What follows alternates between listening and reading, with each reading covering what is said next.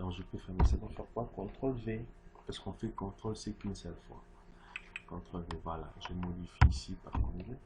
Je modifie ça par 3.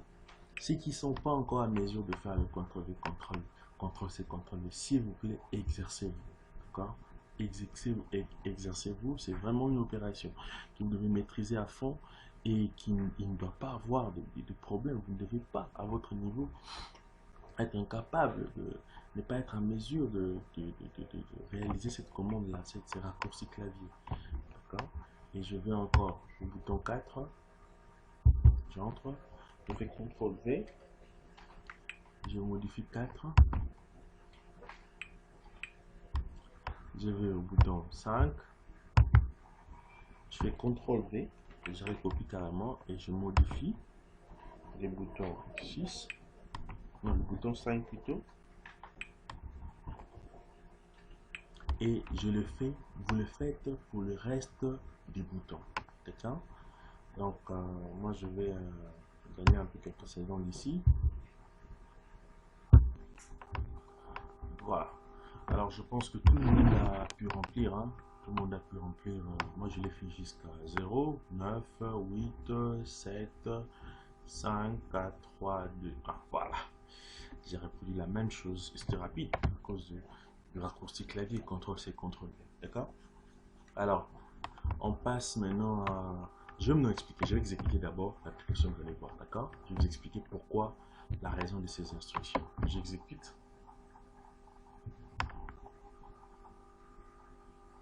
Voilà, je vais expliquer.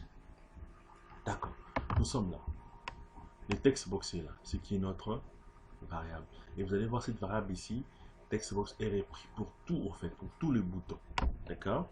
Pourquoi? Parce que, et tous les boutons affichent où? Affichent dans textbox 1. Voilà pourquoi nous avons fait textbox 1 égal. Parce que textbox va afficher quoi? Égal à, on va dire quoi? Textbox va afficher la valeur ici. D'accord? Regardez. Qu'est-ce qu'il y a dans le textbox? Il n'y a rien, d'accord? Ce qui veut dire quoi? Textbox, ici, il n'y a rien. Donc, il n'y a rien. Et l'autre côté, même pas 0, mais l'autre côté, il n'y a rien. C'est un vide, d'accord? Si je clique 1 pour la première fois, qu'est-ce qui va se passer? Donc, le textbox 1 va prendre l'autre côté là, les rien là. Il va associer ça à quoi? À 1. Ce qui va afficher quoi? Ça va afficher 1. D'accord? Maintenant, qu'est-ce qui se passe? Quelle est maintenant la valeur des textbox en ce moment? La valeur des textbox serait quoi? 1 qui est stocké ici. Pourquoi? Parce que l'autre côté là, qui est associé à 1, a été affecté où? A été affecté dans textbox 1.text. Alors, admettons que je clique encore 1. Je clique encore sur 1. Qu'est-ce qui s'est passé? Il a pris dans le 1 là, qui était stocké dans le textbox 1 ici, .text, il l'a associé encore à quoi? À 1 ici. Ce qu'on appelle la concaténation. D'accord? Le signe plus ici, ce n'est pas l'addition, mais c'est plutôt la concaténation. C'est-à-dire associer des chaînes de caractères, associer des valeurs. Alors, si je viens ici, je clique par exemple à 5. Qu'est-ce qui s'est passé? Or, dans le bouton 5 qui est là, il dit quoi? Affiche dans textbox quoi? Il va afficher quoi? Textbox associé à quoi? À la valeur 5 qui était saisie. Ce qui veut dire quoi? Nous avons déjà saisi que ici, les textbox 11, n'est-ce pas? Les 11 ici qui étaient saisis avant. D'accord? Il va prendre ça. Il va prendre les textbox là. Donc, ici, en d'autres termes, ceci, c'est 11 qui va associer à quoi? Il va associer à 5. Ce qui fera quoi? 115. Alors, admettons que je vais saisir dans 9. Je vais cliquer 9. Qu'est-ce qui va se passer? 9 ici, dans le bouton 9, qu'est-ce qui se passe? Le bouton 9, il dit quoi? Il lui dit affiche au textbox 1, affiche quoi? La valeur qui est déjà là. Or, la valeur qui est déjà là, c'est quoi? C'est 115.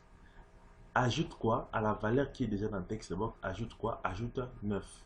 Si je clique là, voilà, j'ai 9. D'accord? Et il me dit, si je vais cliquer par exemple 7, Ça veut dire quoi? Set dit quoi?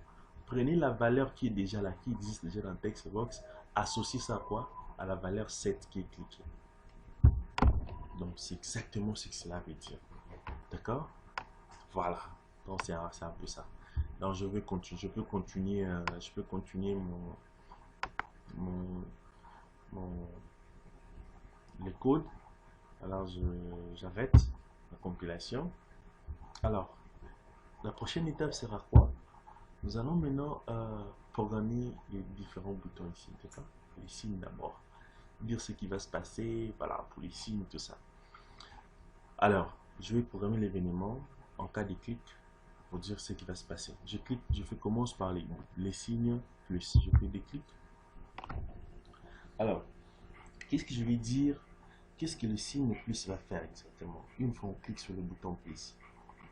Alors, on va prendre, voyez la variable opération opère que nous avons déclaré, le prénom, op est là. Alors, qu'est-ce qu'on va dire? On va stocker la valeur qui est retenue, d'accord, la valeur qui est saisie, la première valeur qui est saisie dans le texte box, on va d'abord stocker ça momentanément. On va stocker ça dans quoi? Dans la variable opère. Pourquoi? Parce que après avoir saisi la valeur, nous devons maintenant saisir le signe, d'accord? Choisir le signe, parce qu'ici c'est l'opération entre deux valeurs. Donc après avoir saisi une valeur, on va faire en sorte que cette valeur-là soit stockée d'abord quelque part pour être utilisée après, d'accord? Parce qu'on ne veut pas qu'on saisisse les signes, quand on va cliquer sur les signes et puis on perd la valeur qui a été saisie, la première valeur qui a été saisie. Donc ici, on va dire, quand on va saisir les signes, quand on va cliquer sur les signes, il faut que quoi? La valeur qui a été saisie, la première valeur qui a été saisie, soit stockée dans une variable. Cette variable, on l'appelle quoi? On l'appelle OP. D'accord? Il va saisir, on peut même l'appeler val1. Voilà. Je modifie. Donc vous aussi là-bas, modifiez OP par quoi? Par val1. Appelons ça val1. C'est ça? Donc c'est val1, c'est mieux. Désolé. Il y a un petit souci. Appelons ça val1 has new.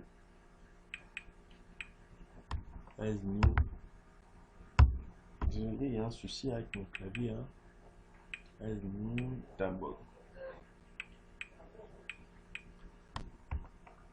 Je l'appelle val1. Donc, ce qui veut dire, nous allons maintenant prendre dans la place de OP. On l'appelle quoi? On l'appelle val1.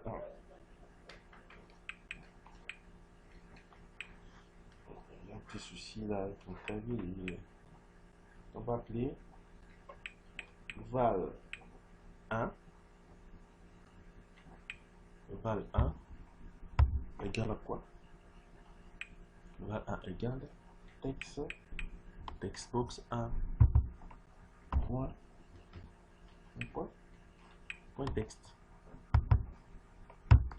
Voilà. Ceci veut dire quoi? Ça veut dire que quand on va cliquer sur un signe, sur le signe plus, qu'est-ce qui va se passer derrière quand vous cliquez le bouton là, un événement doit se produire. Qu'est-ce qui va se passer? L'événement c'est quoi? Il va stocker la première valeur qui est saisie là, la valeur que vous voyez là sur votre textbox 1, la valeur qui est affichée là, il va stocker ça dans une variable. Et quelle variable? La variable qu'on a appelée val1, valeur 1 en fait. D'accord? Et qu'est-ce qui va se passer? Nous préférons en fait que quoi? Que on supprime en fait la valeur, d'accord? Il faut que voilà, quand on clique sur le signe, voilà, que la valeur disparaisse. Comme ça, c'est le cas dans beaucoup de calculatrices. Voilà. Donc, qu'est-ce qu'on va dire? On va dire texte. On va dire texte box 1. Point quoi? Textbox 1. Point clear. Clear, c'est en anglais pour dire effacer. Okay? Textbox 1.clear. Vous allez voir quand on va cliquer. Quand on va cliquer sur le signe, la valeur qui est saisie, la première valeur va disparaître. Et ça va donner lieu maintenant pour saisir la deuxième valeur. Et ensuite, on dit quoi? Les signes maintenant. On dit que les signes sera quoi? Rappelez-vous ici, la parole des signes que nous avons déclaré. Signe serait égal à quoi? Les signes seraient égal à quoi? Comme c'est l'addition. Voilà. Les signes, c'est l'addition. Voilà. Les signes sera l'addition. D'accord? Qu'est-ce que je vais faire? Donc, je copie la même chose. Hein? Je vais recopier la même chose pour le reste des signes. Je fais CTRL-C. Je fais CTRL-C, je viens dans la soustraction. Je fais CTRL-V. La même chose, je modifie simplement quoi? Le signe ici. Il y a un petit souci. Voilà.